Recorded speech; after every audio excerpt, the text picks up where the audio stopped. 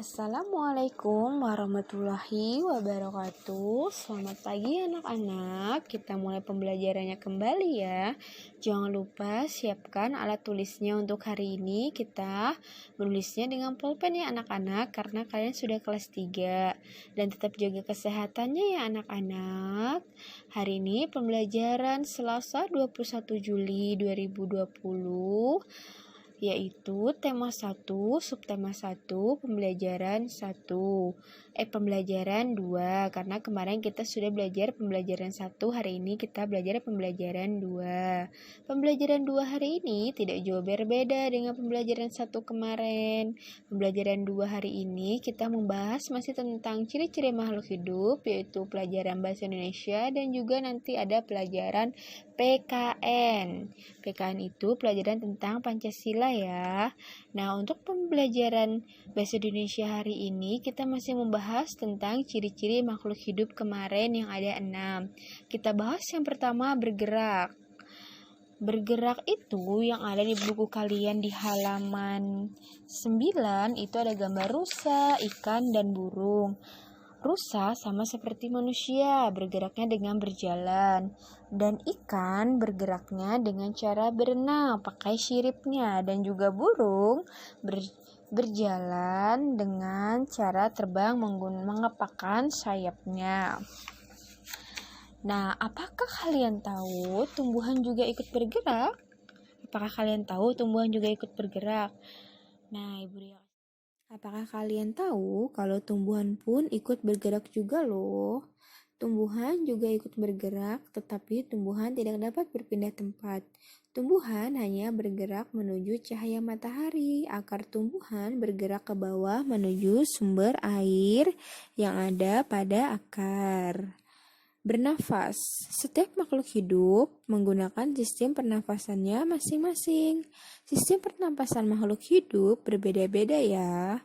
Alat pernapasan makhluk hidup seperti manusia bernafas menggunakan paru-paru, ikan dengan insang, tumbuhan dengan stomata atau lentisel, dan kecebong menggunakan insang, dan katak dewasa menggunakan paru-paru. Memerlukan makan. Makan adalah sumber energi dan nutrisi yang sangat dibutuhkan oleh semua makhluk hidup. Manusia dan hewan sangat membutuhkan makan dan minum untuk kelangsungan hidupnya. Tumbuhan pun sama. Justru tumbuhan bisa menghasilkan makanannya sendiri dengan cara berfotosintesis. Fotosintesis merupakan pengolahan makanan yang terjadi pada tumbuhan. Bahan yang digunakan untuk melakukan fotosintesis adalah air dan karbon dioksida. Air didapat oleh tumbuhan melalui akar-akarnya, sedangkan karbon dioksida didapat melalui stomata dan lentisel. Tumbuhan juga memerlukan klorofil dalam proses fotosintesisnya. Jadi, klorofil berfungsi sebagai pengikat cahaya matahari yang dapat membantu proses fotosintesisnya. Hanya tumbuhan yang memiliki daun hijau yang bisa melakukan fotosintesis. Lanjut, peka terhadap rangsangan. Peka terhadap rangsangan itu terhadap sentuhan ya. Seperti daun putri malu akan segera menutup daunnya ketika mendapatkan rangsangan atau sentuhan. Landak dan lipan akan menggulung badannya ketika mendapatkan sentuhan. Manusia akan menutup pupil matanya ketika berhadapan langsung menuju ke arah cahaya matahari. Dan buah pohon pacar yang akan meletup ketika mendapatkan sentuhan. Terus tumbuh dan berkembang.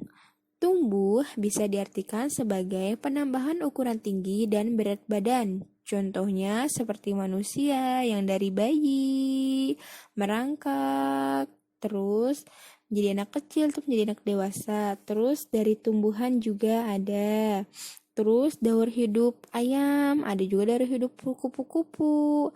Itu termasuk tumbuh dan berkembang ya.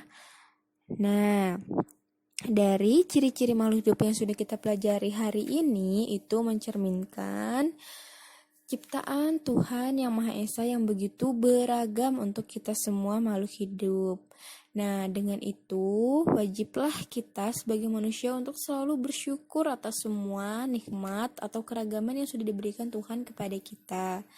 Nah, membahas tentang bersyukur itu termasuk pembelajaran PKN, yaitu tentang sila pertama. Sila pertama itu bunyinya ketuhanan yang Maha Esa, yang simbolnya adalah bintang. Nah, ya, simbol makna dari sila pertama ini. Nah, dari sila pertama ini yaitu setiap makhluk yang ada di Indonesia mengakui atas adanya kepercayaan dan ketakwaan kepada Tuhan Yang Maha Esa. Kalau penerapannya dalam kehidupan sehari-hari kita yaitu selalu bersyukur, mensyukuri anugerah yang diberikan Tuhan kepada kita, berdoa sebelum dan sesudah belajar, bermain dengan siapa saja tanpa membedakan agama, dan menghormati teman yang berbeda agama untuk melaksanakan ibadahnya.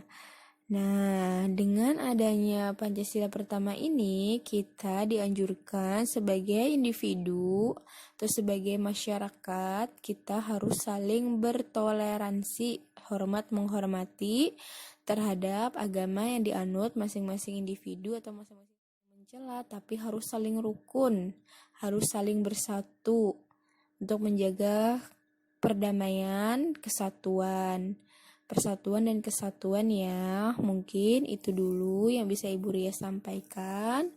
Nanti akan ada soal-soal tentang bahasa Indonesia dan juga soal-soal tentang PKN. Mohon selalu disimak dan perhatikan WA-nya.